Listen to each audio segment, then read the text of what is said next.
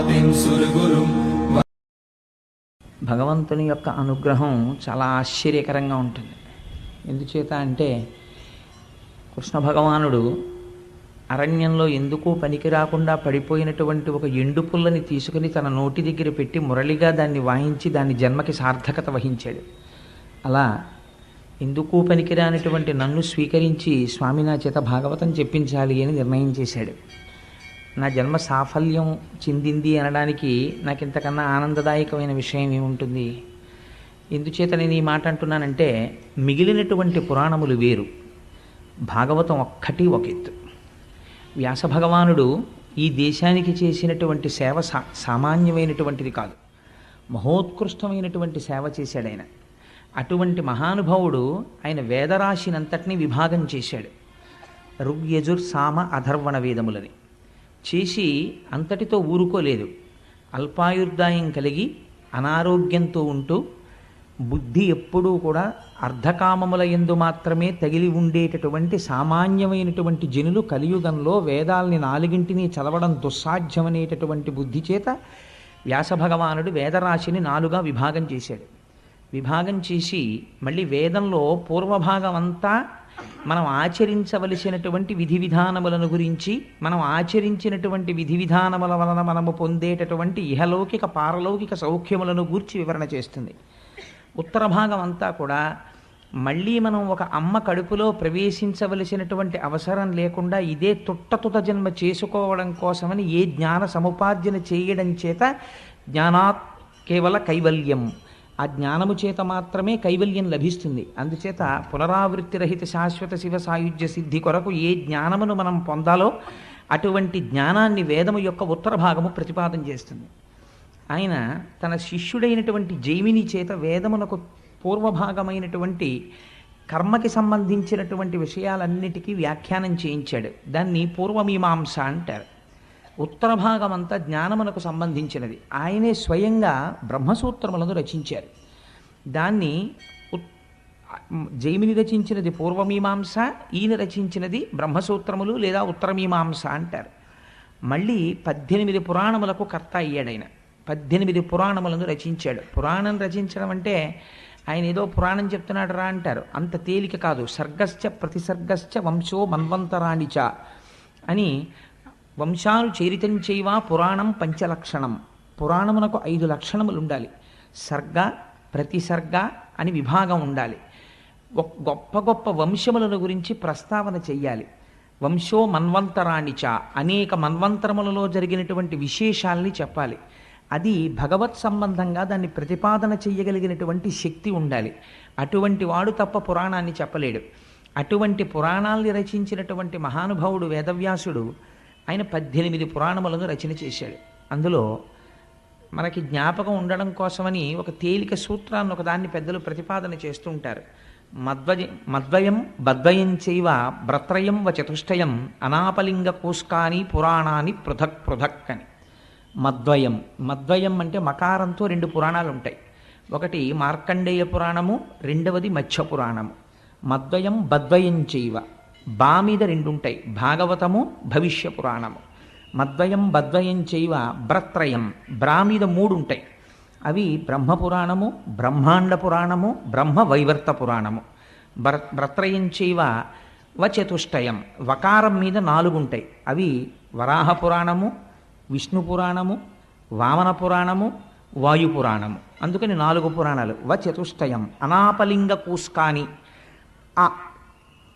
అనేటటువంటి అనాపలింగ కోస్కాని అన్నప్పుడు ఒక్కొక్క అక్షరానికి మళ్ళీ ఒక్కొక్క పురాణం వస్తూ ఉంటుంది. నా అంటే నారద పురాణం, ప అంటే పద్మపురాణం, లిం అంటే లింగ పురాణం, గ అంటే గరుడ పురాణం, కు అంటే కూర్మ పురాణం, స్కా అంటే స్కాంద పురాణం. ఇలాగా మద్వయం బద్వయం చైవ భ్రత్రయం వ చతుష్టయం అనాపలింగ కోస్కాని పురాణాన్ని పృథక్ పృథక్ 18 పురాణములను రచించాడు. ఈ 18 పురాణములను రచించి తాను వేదములను విభాగము చేసినప్పుడు ఒక్కొక్క వేదము ఒక్కొక్క శిష్యుడికి అప్పచెప్పాడు. వ్యాసుడు చేసినటువంటి సేవ అంతా ఇంత కాదు. మహానుభావుడు అందులో మొట్టమొదటిదైనటువంటి ఋగ్వేదాన్ని పైలుడు అనబడేటటువంటి ఒక శిష్యుడికి పూర్ణంగా నేర్పాడు. నేర్పి ఆయన ఆధిపత్యం వహించాడు దాని శాఖలకి. అంచేత పైలుడికి ఋగ్వేదం నేర్పాడు. యజుర్వేదాన్ని వైశంపాయనుడు అనబడేటటువంటి ఋషి తెలుసుకున్నారు. అలాగే సామవేదాన్ని జైమిని పూర్ణంగా అవగాహన చేసుకున్నాడు. అధర్వణ వేదాన్ని సుమంతువు అనబడేటటువంటి ఒక ఋషికి తెలియచేశారు. ఈ 18 పురాణములను రోమహర్షణుడు అనబడేటటువంటి ఒక మహానుభావుడికి నేర్పారు. ఆ రోమహర్షణుని యొక్క కుమారుడే సూతుడు. ఆ సూతుడు పురాణ ప్రవచనం చేస్తుంటాడు. అందుకే మీరు ఎప్పుడైనా ఎక్కడైనా ఏదైనా విషయం వినవలసి వస్తే శౌనకాది మహర్షులు సూత భగవానుణ్ణి సేవించి నువ్వు మాకు ఏదైనా పురాణాన్ని చెప్పవలసింది అని అడిగితే సూతుడు పురాణ ప్రవచనం చేస్తూ ఉంటాడు. ఆ రోమహర్షణుని కుమారుడు సూతుడు. ఆశ్చర్యం ఏమిటంటే పురాణ వాంగ్మయాన్నంతటినీ కూడా ప్రవచనం చేసినటువంటి వాళ్ళు సూతుడు రోమహర్షణుడు అయితే ఒక్క భాగవతాన్ని మాత్రం శుకబ్రహ్మ చెప్పారు. శుకబ్రహ్మ సాక్షాత్ వేదవ్యాసుని యొక్క కుమారుడు. ఆయన పుట్టుక చేతనే అపారమైనటువంటి జ్ఞాన వైరాగ్యములు భక్తి కలిగినటువంటి వాడు. ఎంత వైరాగ్య భావన కలిగిన వాడంటే ఆయన మంచి నిండు యవ్వనంలో ఉన్నటువంటి రోజులలో తండ్రి గారు ఆయన్ని వివాహం చేసుకోమని అడిగారు. దేవీ భాగవతం చాలా విశేషంగా వర్ణన చేస్తుంది. చేస్తే ఆయన నాకు వివాహం అక్కర్లేదు, ఈ లోకమంతా దుఃఖభూయిష్టమైపోయింది, నేను ఆనందాన్ని అనుభవించాలి, నేను బ్రహ్మైక్య సిద్ధి కొరకు తపస్సు చేస్తాను అని చెప్పి అరణ్యములను పట్టి వెళ్ళిపోతున్నాడు. వెనక నుంచి వ్యాసుడు పుత్రుడి మీద ఉన్న కాంక్ష చేత హాపుత్ర హాపుత్ర అని అరుస్తూ వెంట వస్తున్నాడు. వస్తుంటే శుకుడు అనలేదుట ఓయ్ అని. అంతటా ఆత్మతత్వాన్ని చూడడానికి అలవాటైపోయినటువంటి శుకుడికి బదులుగా అరణ్యంలో ఉన్న చెట్లన్నీ ఓయ్ ఓయ్ అని జవాబు చెప్పేట వ్యాసుడికి. అంతటి బ్రహ్మనిష్టాగరిష్ఠుడై యవ్వనమునందే ఒంటి మీద బట్ట లేకుండా వెళ్ళిపోతుండేవాడు. మనకి ఒక ఉదాహరణ చెప్తుంటారు శుకబ్రహ్మ యొక్క వైరాగ్య సంపత్తిని గురించి. ఆయన ఒకనాడు ఒక సరోవరం పక్క నుంచి వెళ్ళిపోతున్నారు, వెనక వ్యాసుడు వస్తున్నాడు. వస్తుంటే అప్సరసలు దిగంబరలై స్నానం చేస్తున్నారు. శుకుడు వస్తున్నారు అన్నారు ఒకరు. అనేటప్పటికీ శుకబ్రహ్మ వస్తే నమస్కారం చెయ్యాలని వాళ్ళు వివస్త్రలై ఒంటి మీద వస్త్రం కట్టుకోకుండా లేచి వచ్చి శుకుడికి నమస్కరించారు. ఆయన నిండు యవ్వనంలో ఉన్నాడు. ఆయన వెళ్ళిపోయాడు. మళ్ళీ స్నానం చేస్తున్నారు. వ్యాసుడు వస్తున్నాడు అన్నారు. బట్టలు కట్టుకుని నమస్కరించండి అన్నారు. వాళ్ళు బట్టలు కట్టుకుని వ్యాసుడికి నమస్కరించారు. వ్యాసుడు ఆశ్చర్యపోయాడు. నా కుమారుడు యవ్వనంలో ఉన్నాడు, నేను వార్ధక్యమునందున్నాను, నేను వస్తే మీరు వస్త్రములు కట్టుకుని నమస్కరించారు, నా కుమారుడు వెళ్ళిపోతుంటే వస్త్రములు లేకుండా నమస్కరించారు, ఏమిటి తేడా అని అడిగాడు. అడిగితే అప్సరసలు అన్నారు, నీ కుమారుడికి స్త్రీ పురుష భేదము తెలియదు, అంతటా బ్రహ్మం ఒక్కటే చూస్తాడు, నీకు తెలుసు స్త్రీ పురుష భేదం, అందుకని నీకు బట్టలు కట్టుకుని నమస్కరించామన్నారు. అది శుకబ్రహ్మ యొక్క వైరాగ్య సంపత్తి అంటే. శుకుడంటే ఎంత గొప్పవాడో తెలుసా అండి. అందుకే ఒక్క భాగవతం మాత్రం వేరొకరితో చెప్పించలేదు. భాగవతం చెప్పడానికి ఒక సమర్థత చూశాడు ఈశ్వరుడు. ఏమా సమర్థత అంటే, కుశ అన్నమాట మీరు వినుంటారు. కుశ అంటే దర్భ. దర్భ చేతితో పట్టుకున్నంతసేపు కర్మాచరణము చేస్తాడు. కర్మాచరణము దేని కొరకు చేస్తారంటే, కర్మ చెయ్యగా చెయ్యగా చెయ్యగా చెయ్యగా ఇంటిని తుడుచుకుని బూజులన్నీ దులుపుకున్న తర్వాత పండగొచ్చే ముందు శుభ్రపడినటువంటి ఇల్లులా మీరు భగవద్భక్తితో కర్మాచరణము చేయగా చేయగా లోపల ఉండేటటువంటి మనస్సు కంటిన మాలిన్యము తొలగి ఈశ్వరుడు వచ్చి కూర్చోడానికి, సత్కర్మాచరణము పూనికతో సంతోషంతో చెయ్యడానికి కావలసినటువంటి బుద్ధి యందు ఆనందప్రదమైన స్థితి ఏర్పడుతుంది. అప్పుడు దాని వలన జ్ఞానము కలుగుతుంది. ఆ జ్ఞానము చేత మోక్షము కలుగుతుంది. అందుకని మొట్టమొదట కావలసింది సత్కర్మాచరణము. ఈ సత్కర్మాచరణము చెయ్యడం అనేటటువంటిది దర్భలతో సంబంధం. ఎప్పుడు దర్భ పట్టుకుంటాడు. అందుకని కుశ అంటే దర్భని పట్టుకున్నవాడు. తిరగేయండి శుక అంటే ఇప్పుడు ఆయనకి కర్మాచరణము లేదు. కర్మాచరణము లేదంటే ఆయన కావాలని మానినవాడు కాదు, ఆయన చెయ్యడానికి కర్మ లేనివాడు. ఈ స్థితికి వెళ్ళిపోయినవాడు. ఎందుకని నిరంతరము బ్రహ్మమునందు రమిస్తూ ఉంటాడు. అది తప్ప వేరొక వస్తువు ఆయనకి తెలియదు. ఎప్పుడూ బ్రహ్మమునే చూస్తాడు, బ్రహ్మముతో కలిసి ఉంటాడు, బ్రహ్మమును పొందుతుంటాడు. ఇంత ఆనంది స్థితిని అనుభవించేటటువంటి వ్యక్తి శంకర భగవత్పాదులు కౌపీన పంచకం అని ఒక పంచకం చేశారు. అందులో అంటారు ఏంటి, అసలు కౌపీనం పెట్టుకున్నవాడంత భాగ్యవంతుడు ఈ ప్రపంచంలో ఎక్కడున్నాడు అన్నారు. ఎందుకని? వాడు అన్నీ విడిచిపెట్టి సర్వసంగ పరిత్యాగి అయి ఈశ్వరుడి పాదార విందములను సేవిస్తూ తిరుగుతున్నాడు. అటువంటి వాడికి ఇంద్ర పదవి లభించినా సరే తిరస్కరిస్తాడు. నాకు అక్కర్లేదు, నాకు ఇందులో తృప్తి ఉందంటాడు. అటువంటి మహానుభావుడైనటువంటి శుకుడు నిరంతరము ఆనందం అనుభవించేవాడు. ఆయన ఏదైనా ఒక ప్రదేశానికి వస్తే ఒక ఆవు పాలు పితకడానికి ఎంత సమయం పడుతుందో అంతకన్నా ఎక్కువ సమయం నిలబడేవాడు కాదు. ఎందుకు నిలబడేవాడు కాదు అంటే, ఒకవేళ అంతకన్నా ఎక్కువసేపు ఎక్కడైనా నిలబడితే ఆ ఊర్లో ఉన్న వ్యక్తులతో తనకి పరిచయం ఏర్పడితే ఆ పరిచయాల వల్ల ఇంతమంది తన మనసులో ప్రవేశించి వీళ్ళు ఫలానా వీళ్ళు ఫలానా వీళ్ళు ఫలానా అని గుర్తు పెట్టుకుని వీళ్ళందరినీ లోపల పెట్టుకుంటే ఈశ్వరుడితో సంగము తగ్గిపోయి లోకముతో సంగము పెరిగిపోతుందని ఒక ఆవు పాలు పితికిన కాలము ఎంత పడుతుందో అంతకన్నా ఎక్కువ ఉండకుండా తిరుగుతూ వెళ్ళిపోతుండేవాడు. అటువంటి మహానుభావుడు శుకుడు తనంత తానుగా వచ్చి 7 రోజుల పాటు కూర్చుని భాగవతాన్ని ప్రవచనం చేశాడు. ఎవరి కొరకు ప్రవచనం చేశాడు? నేను ఒకసారి సూర్యకళామందిరంలోనూ వెంకటేశ్వర ఫంక్షన్ హాల్లోనూ నాకు జ్ఞాపకం లేదు, కానీ ప్రవచనం చేస్తూ ఒక మాట అన్నాను. ఈ భాగవత ప్రవచనం అనేటటువంటిది ఎవరి కొరకు చేయబడినది అంటే, భాగవతం అందరూ వినలేరు అని శాస్త్రం. ఎందుచేత అంటే భాగవతం వింటే కొన్ని కోట్ల కోట్ల జన్మల తర్వాత మాత్రమే భాగవత శ్రవణం జరుగుతుంది. ఎందుచేత అంటే అన్ని పురాణములను రచించినట్టు వ్యాసుడు రచించలేదు దాన్ని. 17 పురాణములు రచించేశాడు. అప్పటికి మహాభారతాన్ని రచించేశాడు, వేద విభాగం చేసేశాడు, బ్రహ్మసూత్రాల్ని రచించేశాడు. అన్నీ రచించిన తర్వాత ఒకసారి సరస్వతీ నదీ తీరంలో తన ఆశ్రమానికి దగ్గరలో కూర్చుని ఉన్నాడు. మనస్సంతా ఏదో నైరాశ్యం ఆవహించింది, ఏదో నిరాశ, ఏదో లోటు, తాను ఏదో తక్కువ చేశాననేటటువంటి భావన, ఎక్కడో ఏదో చెయ్యడంలో అసంపూర్తిగా మిగిలిపోయింది అని తను చేసిన కార్యక్రమాన్ని ఆలోచించాడు. వేదరాశినంతటినీ విభాగం చేశాను, 17 పురాణములను రచించాను, బ్రహ్మసూత్రములను రచించాను, పరాశరుడికి సత్యవతీదేవికి నారాయణాంశలో కుమారుడిగా జన్మించినందుకు నేను చేయగలిగినంత సేవ చేశాను, ఈశ్వరుడి పాదములు పట్టి సేవించాను, ధ్యానం చేశాను. అయినా నా మనస్సుకి ఎందుకో లోటుగా ఉంది. ఎందుకు ఇంత లోటుగా ఉంది అని ఆలోచన చేశాడు. ఆ ఆలోచన చేసినప్పుడు మహానుభావుడు నారదుడు దర్శనమిచ్చాడు. మనకి రామాయణం మొట్టమొదట సంక్షేప రామాయణం చెప్పినవాడు నారదుడే, భాగవతం సంక్షేప భాగవతం చెప్పినవాడు నారదుడే. నారం దదాతీతి ఇది నారదః, ఆయన జ్ఞానాన్ని ఇస్తుంటాడు. ఆ నారదుడు వచ్చి ఒక మాట చెప్పాడు. వ్యాస, నీ మనస్సు ఎందుకు అసంతృప్తితో లోటుతో ఉన్నదో తెలుసా?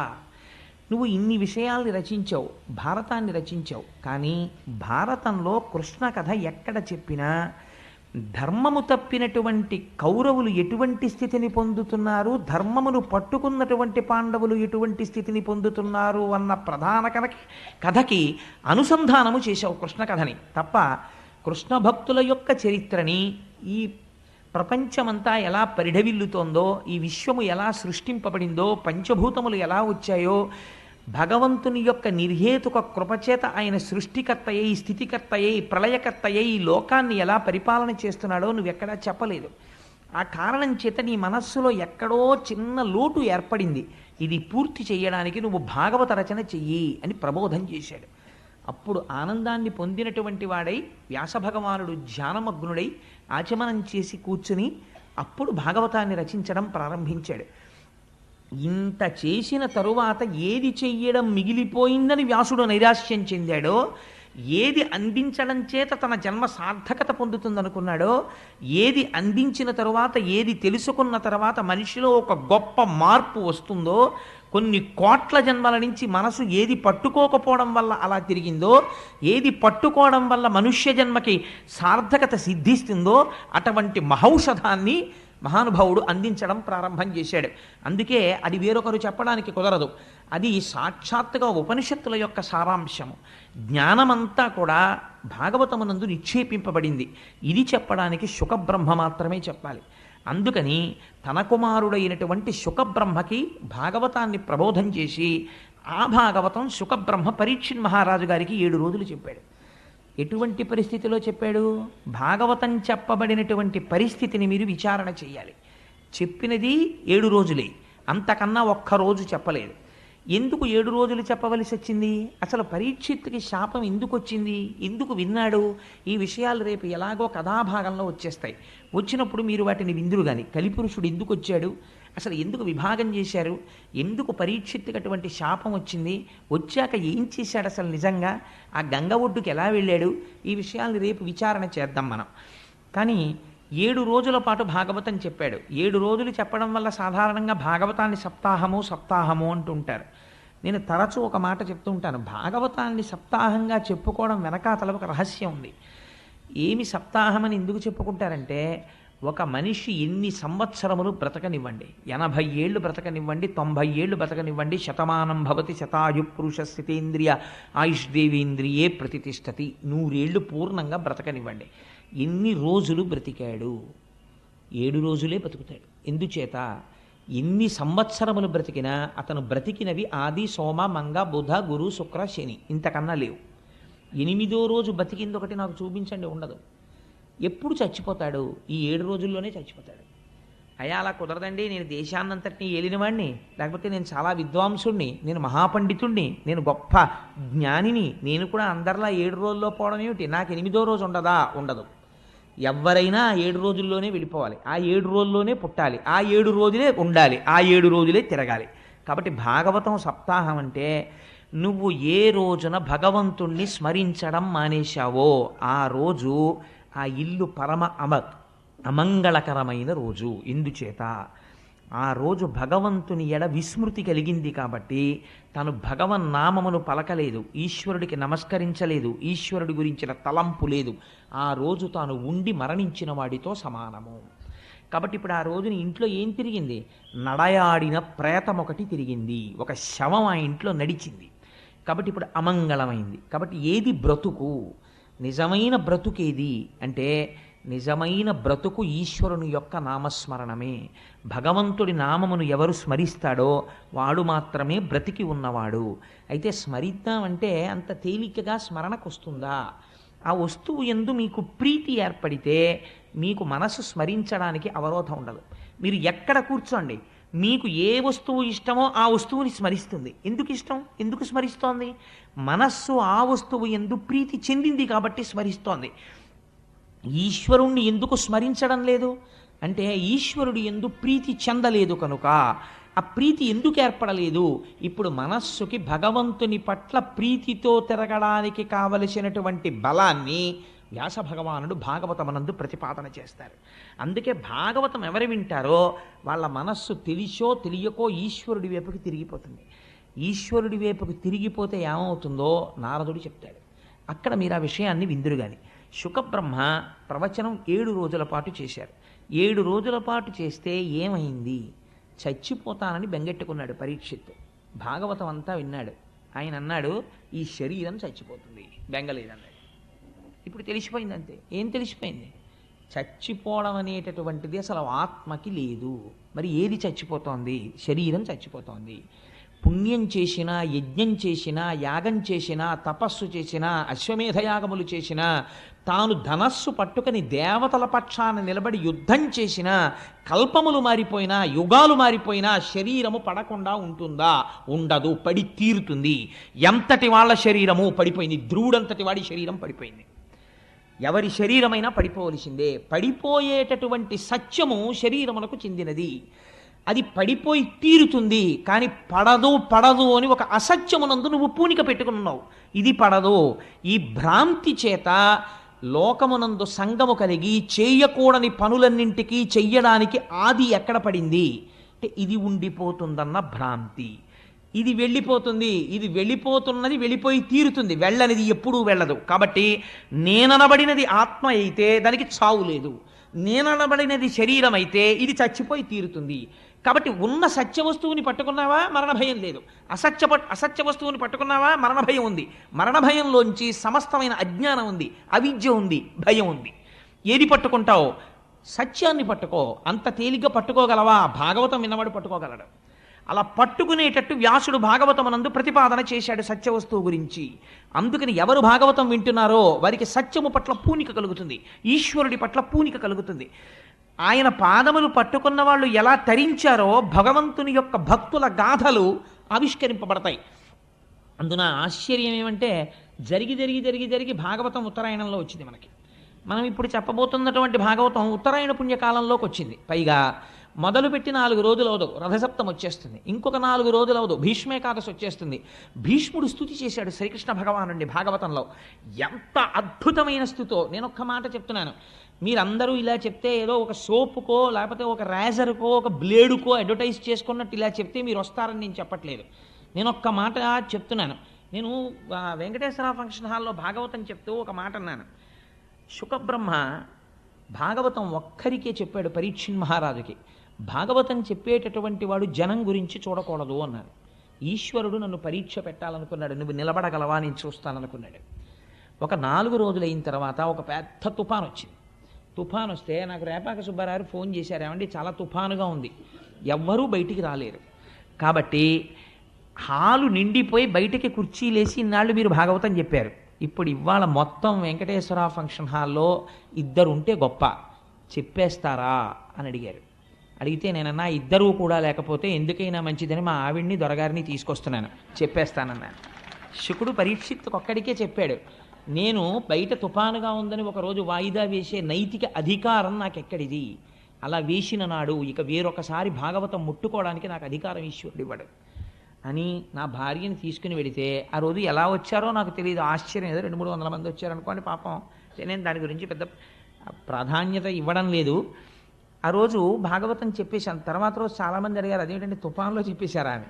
తుఫాన్లో చెప్పేయడం కాదు, అది అలా చెప్పాలని ఉందంతే శాస్త్రంలో. శుకుడు అలా చెప్పాడు, పరీక్షిత్ కోసం చెప్పాడంతే. ఒక్క వ్యక్తి ఆర్తి పొందాడు, జనన మరణములంటే ఏమిటో తెలుసుకోవాలని. ఆవు పాలు పితకడానికి ఎంత సమయం పడుతుందో అంతకన్నా ఎక్కువసేపు ఉండనివాడు 7 రాత్రులు 7 పగళ్ళున్నాడు కూర్చుని పరీక్షిత్తుకు చెప్పాడు. అది ఔదార్యం, గురువు యొక్క ఔదార్యం. అలా శుకుడు చెప్పి ఉండకపోతే ఇవాళ భాగవతం ప్రవచనం లేదు, భాగవతం అందింపబడదు లోకానికి. అటువంటి మహాత్ములు చెప్పినటువంటి భాగవతాన్ని మనం చెప్పేటప్పుడు ఆ పూనికతో చెప్పాలి కదా అని ఆ రోజు మొదటి రోజు అన్న మాటకి ఈశ్వరుడు వెంటనే పరీక్ష పెట్టాడు. సరే, అందుచేత నేను ఈ విషయాన్ని ఎందుకు ప్రస్తావన చేయవలసి వచ్చింది అంటే, 7 రోజులు విన్నటువంటి పరీక్షిత్తు ఏం తెలుసుకున్నాడు? 7 రోజులు విన్న పరీక్షిత్తుకి మరణము రాకుండా పోలేదు, గుర్తుపెట్టుకోండి. భాగవతం విన్న తర్వాత మరణం రాకుండా ఏం పోలేదు, పరీక్షిత్తుకు మరణం వచ్చింది. కానీ పరమధైర్యంతో మాట అన్నాడు 7 రోజులు పోయిన తర్వాత, మరణం దేనికి వస్తోంది? శరీరానికి, అది వచ్చి తీరుతుంది, నాకు ఇప్పుడు బెంగలేదు, రానివ్వండి మృత్యువుని, నేను ఆత్మగా నిలబడిపోతున్నాను అన్నాడు.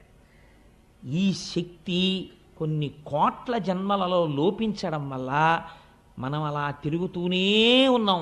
భ్రమయసి పరబ్రహ్మ మహిషి అంటారు సౌందర్యలహరిలో శంకర భగవత్పాదులు. అలా మాయలో తిరుగుతూనే ఉన్నాం. ఈ సత్యమును ఆవిష్కరిస్తోంది భాగవతం. అటువంటి భాగవతాన్ని శుకబ్రహ్మ ప్రవచనం చేశారు. పెద్దలంటారు, నిగమకల్పతరోర్గలితం ఫలం శుకముఖదామృత ద్రవ సంయుతం పిబత భాగవతం రసమాలయం ముహురహో రసికా భువిభావుకా. ఎంత గొప్ప మాట చెప్పారో చూడండి. మీరు భాగవతాన్ని వినేటటువంటి వాళ్ళు భాగవతాన్ని నేను వింటున్నానని ఎప్పుడూ వినకు. ఏం చేస్తావు? పిబత భాగవతం, భాగవతాన్ని తాగేసేయి. అంటే ఇప్పుడు మీరు ఏమనాలి? అయితే అయ్యా మీరు రేపటి నుంచి గోపాలకృష్ణ గారికి చెప్పి కొన్ని గ్లాసులలో భాగవతం పోసి ఇచ్చేయండి, మేము తీర్థం కింద పుచ్చేసుకుంటాం. తాగడం ఎలా కుదురుతుందంటే, తాగడం అనేది ఏది చేస్తుంది? నోరనబడేటటువంటి ఇంద్రియం చెయ్యాలి. వినడం అనేది ఏ ఇంద్రియం చెయ్యాలి? చెవనబడేటటువంటి ఇంద్రియం చెయ్యాలి. కానీ చెవు అనేటటువంటి ఇంద్రియానికి ఒక లక్షణం ఉంది, మీరు బాగా చూడండి. నోరు తాగుతున్నప్పుడు మనస్సు ఎక్కడో తిరుగుతోంది అనుకోండి. ఉదాహరణకి నా భార్య నాకు ఒక గ్లాసుడు పాలు తీసుకొచ్చి, ఏమండి ఇవి తాగి ఆఫీస్కి బయలుదేరండి అంది అనుకోండి. నేను ఆ పాలు తీసుకెళ్ళి నోటి దగ్గర పెట్టగానే నా మనస్సు వెంటనే అమ్మో టైం అయిపోతుంది, ఆఫీస్కి వెళ్ళాలనో లేకపోతే ఎక్కడికి వెళ్ళాలనో ఆలోచన చేస్తోంది. కానీ నోరు మాత్రం ఈ పాలన్నిటినీ ఏం చేస్తుంది? పుచ్చుకుని ఎక్కడికి వెళ్ళాలో ఆ కడుపులోకి పంపించేస్తుంది. అది తాగేసేటప్పుడు గడగడగడగడగడగడగడ గ్లాసులోదైపోయేంత వరకు తాగేస్తుంది తప్ప, నోరు తాగేటప్పుడు ఒకవేళ పాలల్లో ఒక గండుచీ ఉందనుకోండి, గండుచీ ఉంది నేను పుచ్చుకోనందు, నోరు పుచ్చేసుకుంటుంది. ఆ తర్వాత ఎప్పుడో గ్రహించి అయ్యో చీమ వచ్చేసిందని మనం బయటకు వదిలేస్తాం దాన్ని. అలా పిబత, నువ్వు ఇందులో తాగేయాలి. తాగేసే పదార్థంలో సాధారణంగా మీరు తీసి పారేసేది ఏమి ఉండదు. మీకు మామిడి పండు ఇచ్చాయా తినండి అన్నాం అనుకోండి, మీరు తినడం మొదలెడితే దాన్ని తొక్క బయటికి పారేయాలి, టెంక బయటికి పారేయాలి, ఏదో అంతా తినేసిన తర్వాత పీచు ఉంటే పీక్కుని బయట పారేయాలి తప్ప, మామిడి పండు రసం తీసుకొచ్చి ఒక గ్లాసులో పోసి తాగేయండి అన్నాను అనుకోండి. ఇప్పుడు అది ఏమిటండి? అది ఎసెన్స్. మొత్తం మామిడి పండు తాలూకా మొత్తం శక్తి ఆ గ్లాసులో ఉంది. ఇప్పుడు మీరు ఏమీ చెయ్యక్కర్లేదు, నాకు పళ్ళు లేవండి, నేను నవలలేనండి, పళ్ళల్లో పీచు దూరుతుందండి, ఏ కంప్లైంటు మీరు చేయడానికి అవకాశం లేదు. గడగడ గడగడ గడగడ తాగేయడమే. అలా త్రాగగలవా భాగవతాన్ని? అయితే కూర్చో సభలో. పిబత భాగవతం రసమాలయం. ఇది ఏమిటో తెలుసా? భాగవతం అంటే రసమాలయం, రసోవై సహా. దీని ఎందున్నవాడు భగవానుడొక్కడే. ఇది కేవలము భగవంతుడే, శబ్దరూపముగా వస్తున్నది భగవంతుడు వస్తున్నాడు. దాన్ని నువ్వు చెవులతో పట్టి తాగేసేయి, విడిచిపెట్టావా జారి కింద పడిపోతుంది. అందుకని త్రాగేసేయి. పిబత భాగవతం రసమాలయం. ఏమిటండి దాని గొప్పతనం అంతలా మేము తాగేయడానికి అంటావేమో. నిగమకల్ప తరోర్గళితం ఫలం. నిగమములు అంటే వేదములు. వేదములనబడేటటువంటి కల్పవృక్షం ఒకటి ఉన్నది. ఈ వేదములను సేవించడం చేత మీకు కావలసినటువంటి సమస్తమైన కోర్కెలను మీరు తీర్చుకోగలరు.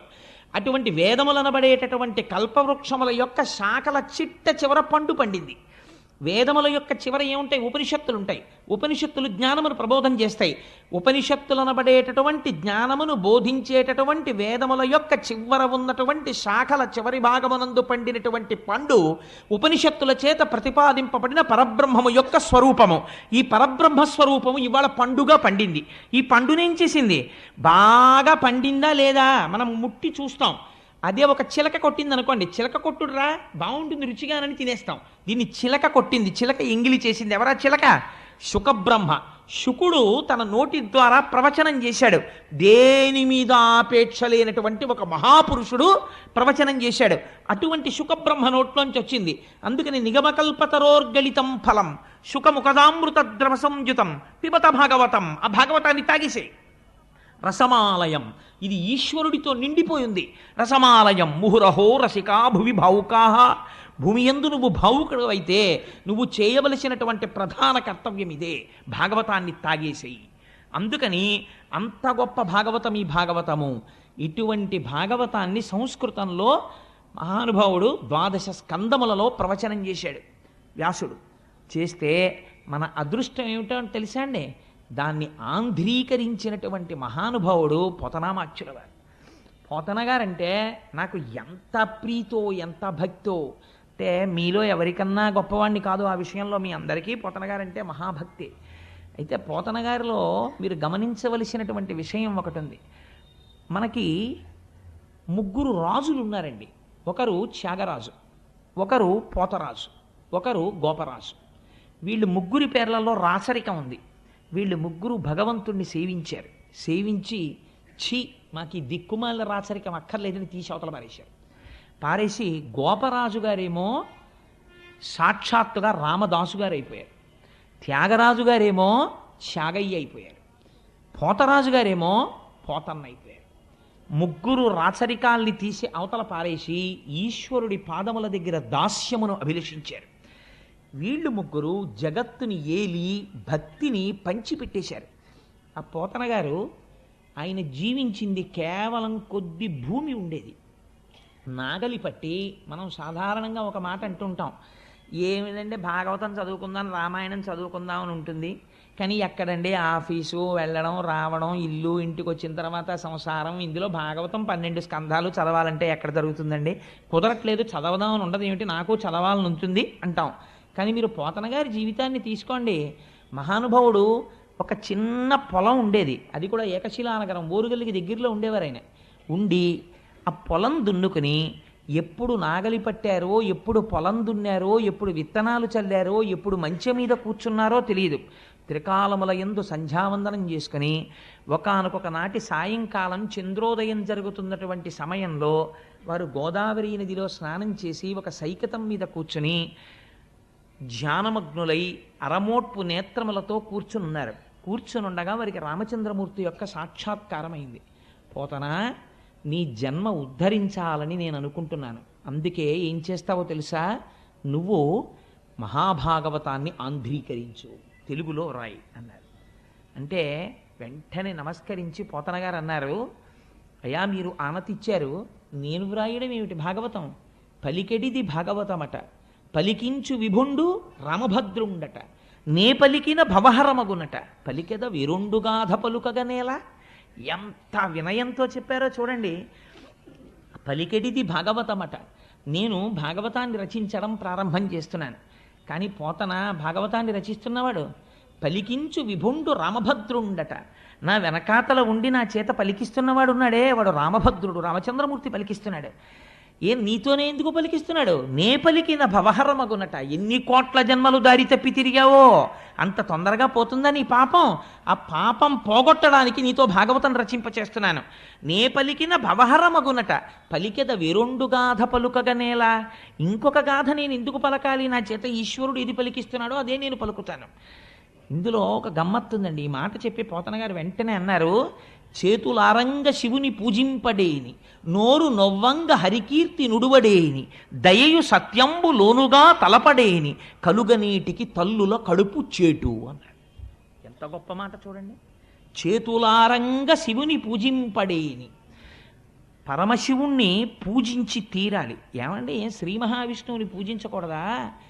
పలికించు విభుండు రామభద్రుండట అన్నారు కదా, ఏం రామచంద్రమూర్తిని పూజించకూడదా? కృష్ణుణ్ణి పూజించకూడదా? శివుణ్ణి పూజించమని పోతన గారు ఎందుకు చెప్పారు అంటే, పరమశివుణ్ణి మనం లింగ రూపంలో ఆరాధన చేస్తాం. లింగ రూపానికి కాళ్ళు చేతులు ఉన్నాయా? మీరు ఒకసారి ఆలోచన చేయండి. కాళ్ళు చేతులు ఉన్నటువంటి ఒక గొప్ప మూర్తి ముందు మీరు కూర్చుంటే మీ మనస్సు తెలిసో తెలియకో దాని యందు మగ్నమవుతుంది. భయ ఎంత బాగున్నాడో, స్వామి ఎంత బాగున్నాడో అని మీ మనస్సు అక్కడ నిలబడుతుంది. కాళ్ళు చేతులు లేవు, అలాగని రూపం లేకుండా లేదు. రూపము ఉంది, రూపము లేదు. లింగానికి కాళ్ళు చేతులు ఎక్కడున్నాయి? కాళ్ళు చేతులు లేవు. పోనీ అసలు రూపం లేదంటావా? ఏదో ఒక రూపం ఉంది శివలింగానికి. కాబట్టి ఇప్పుడు ఏమైంది? రూపము లేదు, రూపం ఉన్నది. అరూపరూపి. అరూపరూపి అయినటువంటి లింగమును ఆరాధన చెయ్యాలంటే మీరు సాధన యందు ఒక మెట్టు పైకెక్కిన వారై ఉండాలి. లేకపోతే మీరు అక్కడ నిలబడలేరు. లింగము ముందు కూర్చుని పూజ చేయడం కష్టం, మీ మనస్సు నిలబడదు. ఏముంటుంది ఇందులో అని నేను నీళ్లు పోయానండి, దాని మీద పాలు ఎందుకు పోయడం, దాని మీద పెరుగు ఎందుకు పోయడం, దానికి ఏమైనా కాళ్ళున్నాయా, చేతులున్నాయా, ఏమిటి పోయినాం, అసలు దీనికి ముఖం ఎటుందండి అని అడిగాడు ఒక ఆయన. శివలింగం దగ్గరికి వెళ్ళి మీరు ఏమంటే దీని ముఖం ఎటు అని అడిగారు అనుకోండి, వెంటనే పెద్ద ఆయన అన్నాడు, అన్ని వైపులా ముఖం, నువ్వు ఎటు విభూతి ఎట్టి బొట్టెడితే అటు ముఖం. అయితే శివలింగానికి నాలుగు పక్కలా వచ్చిన నలుగురు నాలుగు పక్కల విభూతి ఎట్టి బొట్టెడితే నాలుగు పక్కల ముఖం ఉంది. సరే, పైన ఒక ఆయన గంధం రాసి బొట్టెడితే పైన ఒక ముఖం ఉంది. సజ్జోజాత అఘోర తత్పురుష వామదేవ ఈశానములన్న 5 ముఖాలతో ఉన్నాడు. అంటే ఈశ్వరుడు అంతటా చూస్తున్నాడు. ఈ భావనతో నువ్వు లింగమును అర్చన చేస్తున్నావంటే నీకు లోకమంతా లింగస్వరూపంగా కనపడడం ప్రారంభమైపోయింది. ఉదయగ్రామము పనవట్టము అభిషేక ప్రవాహంబు వార్ధి ధరీధాంతము ధూపధూమము జలదీప ప్రభారాశి కౌముది తారానివహంబులద్భుత సుమంబులుగా తమోదూత సఖ్యదమై సీత గభస్తిబింబ శివలింగం బొప్పే ప్రాచీదిశన్ అంటాడు ధూర్జటి కాళహస్తీశ్వర మహాత్యంలో. నాకు అంతటా శివలింగమే కనపడుతోంది అంటాడు. నీ రూపంబు తలంపగా తుది మొదల్నేగాన నీవైన చోరారాయమ్మని అంచు చెప్పవు వృధారంభంబులింకేటికెన్ పాలన్ముంచుము నిటముంచుమిక నిన్నే నమ్మినాడంచు మీ శ్రీరామార్చిత పాద పద్మజుగళా శ్రీకాళహస్తీశ్వర అంటాడు. నిన్ను చూడాలి అంటే లోకమంతటా నిండిపోయి ఉన్నావు, నేను ఎలా చూడగలను? నాకు చేత కావట్లేదు. నువ్వే వచ్చి నాకు చెప్పి నా చేత చూడడం ఎలాగో నేను చూసి ధన్యుడనయ్యేటట్టు నువ్వు చెయ్యాలి తండ్రి అంటాడు. అటువంటి లింగ పూజ ప్రయత్నపూర్వకంగా చేసి తీరాలి ఉదయకాలమునందు. అందుచేత చేతులారంగ శివుని పూజింపడేని. మేము శివ పూజ చేస్తామండి, మేము శైవులమండి, కాబట్టి మేము విష్ణువుని పూజించమండి, మేము విష్ణునామని చెప్పమండి అని అనకూడదు. నోరు నవ్వంగా ఎలా కీర్తించాలట? నీ కొడుక్కి ఒక ర్యాంక్ వస్తే కనపడ్డవాడికి కనపడని వాడికి అందరికీ వెళ్ళి చెప్పుకుంటావే. నువ్వు జీవితంలో ఇంత విషయం సాధిస్తే అయినవాడికి కానివాడికి పిలిచి దగ్గర కూర్చోబెట్టుకుని చెప్తుంటావే. అటువంటిది నీ లోకమునంతటినీ రక్షించి ఇన్ని అవతారములెత్తి అజాయమానో బహుధా విజాయతేని రూపము తీసుకోవలసినటువంటి అవసరము లేనివాడు మన కొరకని ఒక రూపమును తీసుకుని రాక్షస సంహారము చేసి మనను రక్షించినటువంటి మహాపురుషుడైనటువంటి పరమాత్మ యొక్క గుణగణములను వర్ణించడానికి నీ నోరు నొప్పి పెట్టేటట్టుగా నువ్వు వర్ణించని నాడు నీ నోరు ఒక నోరా ఢమఢమధ్వనితోటి ఢక్కగాక. అది ఢమఢమధ్వని చేసేటటువంటి ఢక్క అంతే. అటువంటిది నోరు నొవ్వంగ హరికీర్తి నుడువడేని. శివకేశవులయందు భేదమును పాటించకుండా విష్ణువు గురించి చెప్పవలసి వచ్చినప్పుడు పొంగిపోయి చెప్పగలగాలి. ఆరాధన చేసినప్పుడు పొంగిపోతూ అభిషేకం చేసి పూజించగలగాలి. దయయు సత్యంబు లోనుగా తలపడేని. ఎంత గొప్ప మాట వేశారో చూడండి. సత్యం అంటే ఏమిటండి? మారనిది సత్యము, మారేది ధర్మము. ధర్మము క్షణక్షణం మారిపోతుంది. ఇప్పుడు నేను ఏ ధర్మంలో ఉన్నాను? ప్రవచనం చేసే ధర్మంలో ఉన్నాను. కాశ్యపాగి నేను కిందకి దిగిపోతాను. అయ్యప్ప స్వామి వారి దర్శనానికి వెడతాను. అప్పుడు నేనే ధర్మంలో ఉంటాను? భాగవత ధర్మంలో ఉంటాను. 2 చేతులు కైమోడ్చి స్వామి ముందు నమస్కరిస్తూ నిలబడతాను. అంతేగాని అక్కడ కూడా అయ్యప్ప స్వామి వారికి నేనేదో చెప్తానని చెప్పను కదా. ధర్మం మారిపోయింది. అందుకని తండ్రి ముందుకెడితే కొడుకు ధర్మం, భార్య ముందుకెడితే భర్తృధర్మం. ఒక్కొక్కప్పుడు ఒక్కొక్క ధర్మం మారుతుంది. సత్యమో మారదు. మారనిది సత్యము. మారని సత్యమును ఆధారము చేసుకుని ధర్మం మారుతుంటుంది. ఇటువంటి మారని సత్యము ఏది ఉందో అది ఈశ్వరుడు. ఆ ఈశ్వరుణ్ణి లోపల అసలు ఎప్పుడూ తలుచుకోలేదు.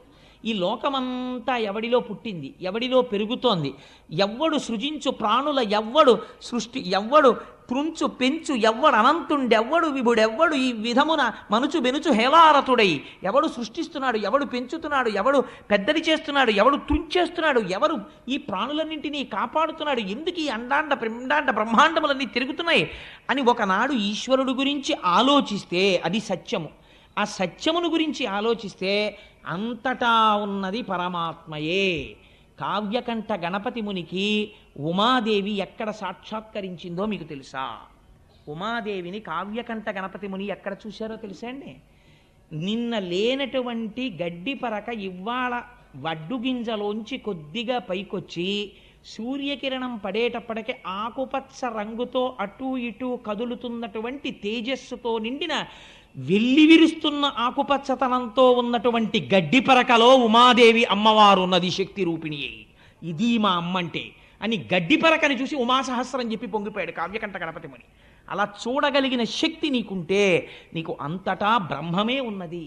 అప్పుడు నువ్వు దేని పట్ల ద్వేషిస్తావు, దేన్ని కోపగించుకుంటావు, దేని మీద నువ్వు అసహ్యాన్ని పెంచుకుంటావు?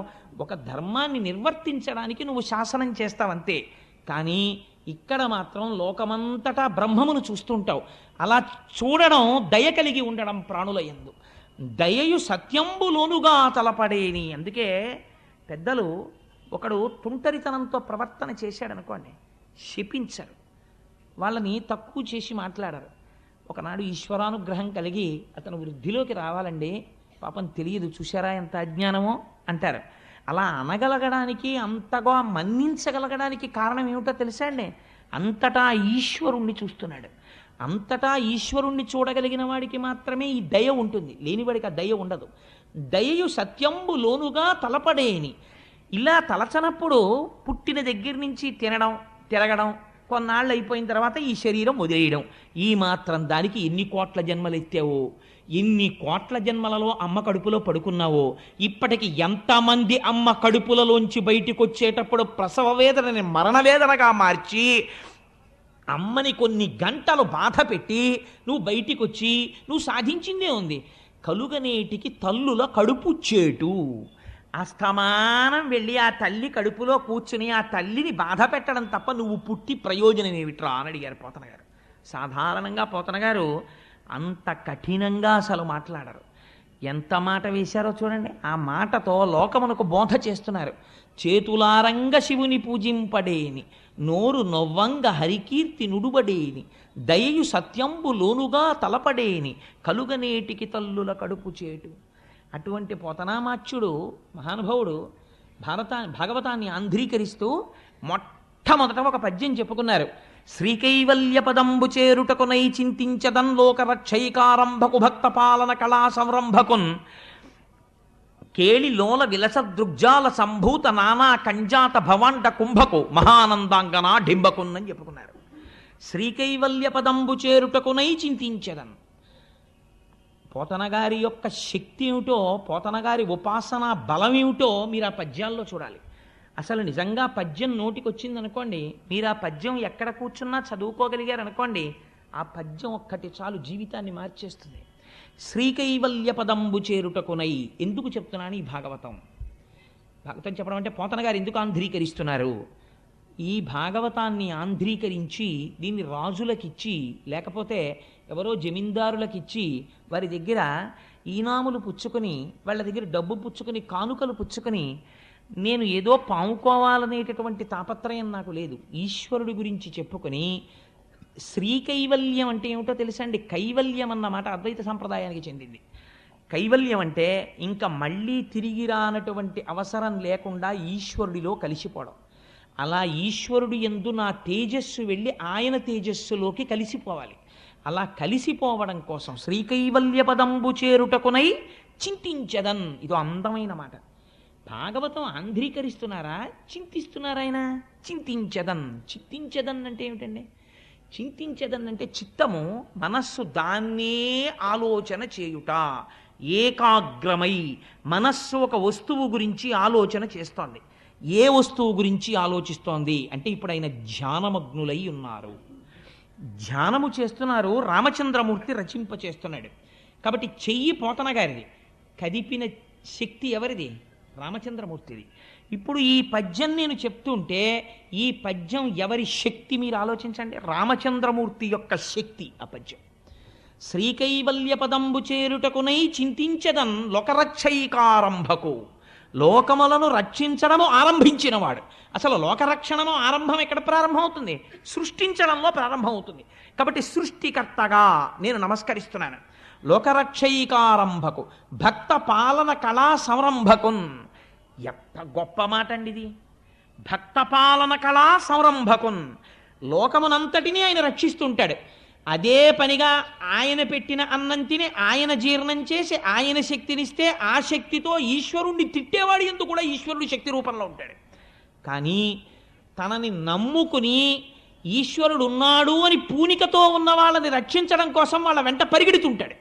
అలా పరిగెట్టేటటువంటి లక్షణం ఉన్నవాడు ఉన్నాడే, వాడు లోకరక్షైకారంభకు భక్తపాలన కళా సంరంభకున్ దానవోద్రేక స్తంభకు. దానవుల యొక్క ఉద్రేకమును స్తంభింపచేయువాడు. నా అంతటి వాణ్ణి నేను, నాకు చావెక్కడుందంటాడు.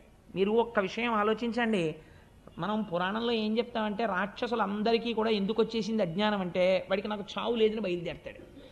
సాధారణంగా అజ్ఞానం ఎక్కడ బయలుదేరుతుందంటే నాకు చావెక్కడుందండి, వాడంటే పక్కింటి వాడు వెర్రాడు చచ్చిపోయాడు, నేను ఎందుకు చచ్చిపోతానంటాడు. 80 ఏళ్ళు రానివ్వండి. నేను ఒక ఆశ్చర్యకరమైన పోకడ చూస్తుంటాను లోకంలో. ఎవరైనా పెద్దవాళ్ళ దగ్గరికి వెళ్ళి మీరు అయ్యో పాపం మీకు అప్పుడే 80 ఏళ్ళు వచ్చేయండి అన్నారనుకోండి, వాళ్ళు అంటారు ఏమిటి 80 ఏళ్ళు అంటే పెద్ద విశేషం ఏముందండి, భలేవరే ఫలానా ఆయన 100 సంవత్సరములు బతికాడండి, నేను దేనికి బాధపడుతున్నానో తెలుసా, 100 ఏళ్ళకి పిడరాయిలా ఉండేవాడండి, 3 పూట్ల తిని 80 ఏళ్ళకి తినలేకపోతున్నాను అప్పడాలు నేనని బాధపడతాడు వీడు. తప్ప 80 ఏళ్ళకి నేను ఈశ్వరార్చన చేయలేకపోతున్నానని బాధపడ్డవాడు. అందుచేత దానవోద్రేక స్తంభకు అంటే లయకారకుడై ఈ లోకములన్నింటినీ లయం చేస్తున్నవాడు ఎవరున్నాడో వాడికి నమస్కరిస్తున్నాను. ఇప్పుడు ఎవరి పేరైనా పోతన గారు చెప్పారండి, అసలు ఆయన పరబ్రహ్మమునకు నమస్కరిస్తున్నారు. సృష్టికర్త అయి స్థితికర్త అయి ప్రళయకర్త అయినటువంటి పరబ్రహ్మము ఏది ఉన్నదో దానికి నేను నమస్కరిస్తున్నాను. లోకరక్షైకారంభకు భక్తపాలన కళా సంరంభకు దానవోద్రేక స్తంభకు కేళి లోల విలస దృగ్జాల సంభూత నానా కంజాత భవాండ కుంభకు. కేవలము ఇలా చూపులు చూస్తే ఆ చూపుల చేత ఈ లోకములన్నింటినీ సృష్టించగలిగినటువంటి సమర్థుడు ఎవరున్నాడో వాడికి నేను నమస్కరిస్తున్నాను. కేళిలోల విలస దృగ్జాల సంభూత నానా కంజాత భవాండ కుంభకు మహానందాంగన ఢింబకున్. ఎంత అందమైన మాట చూడండి. మరి భాగవతంలో ప్రతిపాదించినది ఎవరి రూపాన్ని ప్రతిపాదించారు? పరబ్రహ్మంగా కృష్ణ భగవానుడిని. కాబట్టి ఇప్పుడు ఏమంటున్నారు? కృష్ణుడంట లేదు, మహానందాంగన. ఆవిడ అక్కడ ఉండేటటువంటి నందుని యొక్క భార్య, అందుకని మహానందాంగన డింబకొన్. ఆ నందుడి యొక్క భార్య అయినటువంటి యశోదాకుమారుడైనటువంటి బిడ్డడు చిన్నివాడున్నాడే డింబకుడు, ఆ పిల్లవాడు, వాడి గురించి నేను చెప్తున్నాను. వాడు చిన్న పిల్లవాడిలా కనపడుతున్నారు కానీ వాడి పరబ్రహ్మం, అందుకని వాడి కథ నేను చెప్పుకుంటున్నాను. మహానందాంగన డింబకొన్ కాదు, అందులో ఒక రహస్యం పెట్టేశారు. ఎందుకు పెట్టేశారో తెలుసా అండి? పోతన గారిలా బతకడం రావడం చాలా కష్టం. పోతన గారికి ఇలవేల్పు ఎవరో తెలుసా అండి? దుర్గమ్మ తల్లి. పోతన గారు తెల్లవారు లేచి బయటికి వస్తే విభూతి